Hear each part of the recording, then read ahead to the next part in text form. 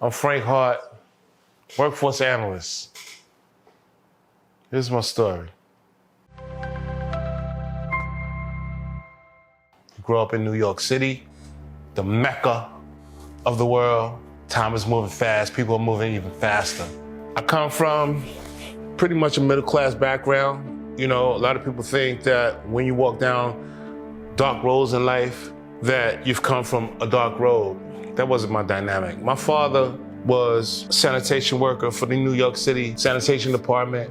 He always told me, be careful of the people that you associate yourself with. These are lessons that you learn as children. And we listen to the words, but we don't really give any substance to them until we experience something. Our parents were together until I became 10 years old.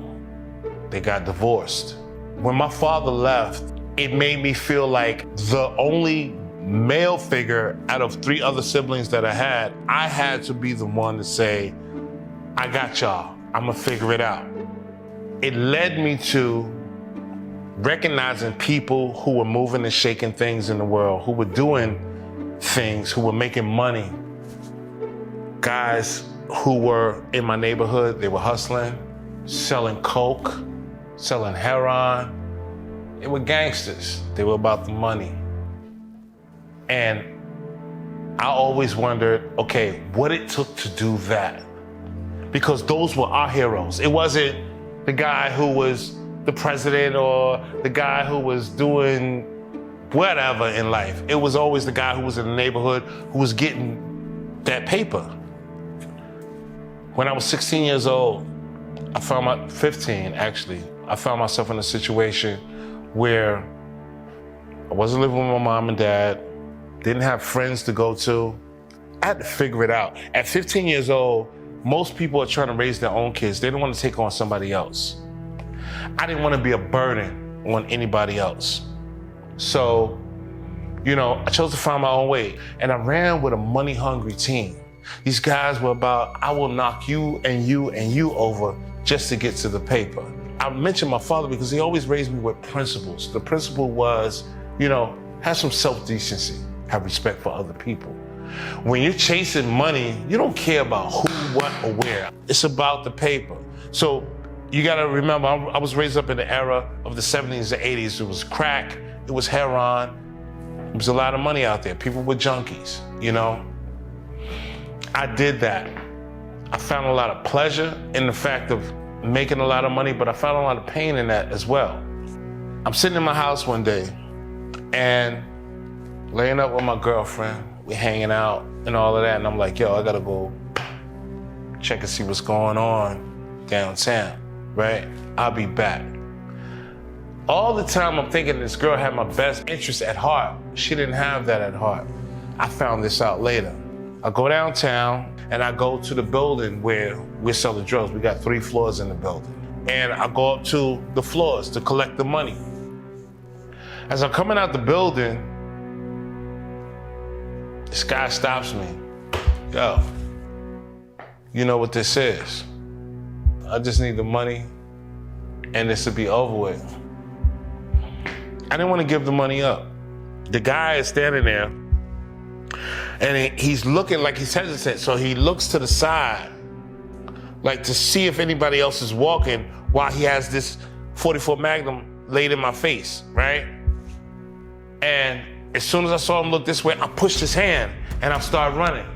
The first shot he fired, phew, went past my ear. I literally heard the bullet whizzle past my ear. So something in my mind told me, run side to side. Don't give him a straight aim. I'm running side to side and, you know, I heard bullets firing, pow, pow, pow. The first bullet hit me, I didn't even feel it. Allegedly, it went through from my back, through my stomach. The second bullet hit me. I didn't feel it, it hit my hip. It wasn't until the third bullet rang out and it hit me in my calf. Made me fall to the ground. I laid there. I couldn't get back up, and that's when I realized I've been shot 3 times. The dude walks over to me and he's pointing the gun in my face and he's like, yo, I need everything. At the time, I'm thinking I'm super fly. I got jewelry on, I got flyest gear that everybody's wearing, I got Timberland. The dude took everything from my boots to my coat, to my jewelry, to the money in my pocket. He points the gun and is getting ready to fire again. He fires the gun again and misfires. It was like being in a movie, man. You had to be there. Like, I thought, like, you could see your life flash before you. He fired the gun, it misfired. At that time, I heard somebody holler, hey! The guy who was shooting me, who was firing the missiles at me, was what we call it. He ran. So the guy comes over to me and he's like, yo, you okay? I was in a state of delirium. He said, don't worry, help is on the way. And I can remember passing out and coming to in the same image. And I say it's a guy, but in reality, it was an image of somebody saying, help is on the way, don't worry.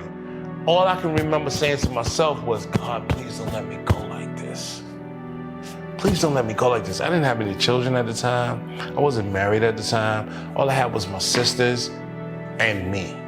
And I'm like, I know my life ain't supposed to end like this. It can't end like this. Passed out, when I come to, I'm in the hospital. Police department is there, fire department, ambulance is there, and the lady's asking questions. Hey, what happened to you? I don't know, just give me some help. Give me some help is all I could say. That's all I could muster. The next thing I know, somebody is saying to me, can you tell me who shot you? I throw up. I don't know, just help me. Just help me.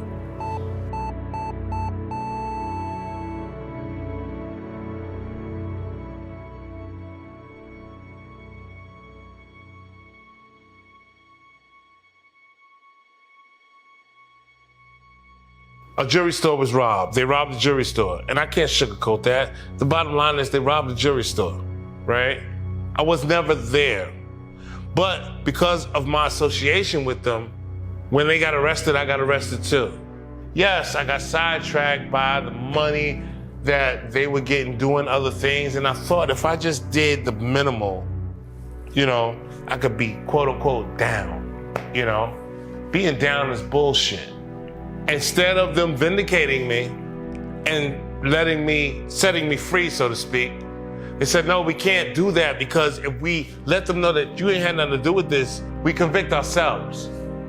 So me being the person I was and don't snitch, stop snitching era, I didn't say anything. I let the whole thing ride out. You know, it's funny when you get arrested and you're looking at those 3 steel walls on the side of you and bars in front of you, you face the abyss. You know, and all you have to do is look back at yourself in that moment. And when you're looking back at yourself, you're looking at all the mistakes you made along the way. All the things that people told you to be mindful of as you move forward in life, that you ignored. All of those things came to fruition as I sat in that cell. So a judge sentences me to 10 years in prison. It was like a ton of bricks fell on me, you know? And I say to myself, to this day, that's probably the best thing that ever happened to me. Here's why. When they put me in that cell, and I had nothing to look at but myself, you do a self-realization and you say, oh shit, is this who I am? Am I the baddest man on the planet? Am I really this guy? Is this the way I was raised? And when the answers start coming up, no, no, no, then you have to say, okay, who am I? And in that moment, you start reaching for pieces of yourself, the things that you can revert to that you recognize as being good. Hey, I'm an artist. Hey, I was raised to be like this. Hey, I was raised to be like that. Hey, I was raised to be this. I made a decision in that moment to say, forget my family. Forget the friends that I know. Let me start over with just me. I'm gonna rebuild my life for myself. I'm gonna be around people I wanna be around, and I'm gonna watch the people I'm around. You have the opportunity to make a choice. And if the choice that you make ain't right, then you always have the choice to choose again. Life don't end because you made a bad choice. Choose again. Choose again. And if that decision didn't work, choose again. That's what I did. I had to do it. I chose to be with the hustlers. I chose to be with the slick guys. But now I choose to be with the most humble people.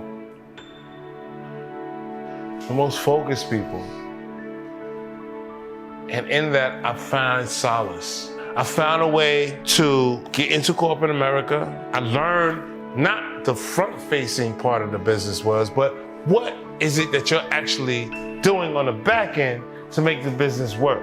My opportunities came not from me being structured and learning through school. My opportunities came from me reaching out to people who were actually doing the job and saying, hey, can you show me? So I would go to work from 7 o'clock in the morning to 4 in the afternoon, and then get off, take an hour break, and from 5 to 11 o'clock at night, I would sit with the people who were actually doing the job. I made another choice. I want to learn what you're doing, and this is how I'm going to do it. I'm thankful for the job I got, the woman I have, my life right now. I get in my car sometimes and I go to work, and I'm like thankful that I made it from my house to work. My thing now is to tell people, stay centered. Focus on you. Don't worry about what everybody else is doing. Focus on you. The more you focus on you, the broader your world will become. We get so busy getting wrapped up in what this one is doing, what that one's doing, and how big they are and how little they are, that you forget you have something to bring to the world too.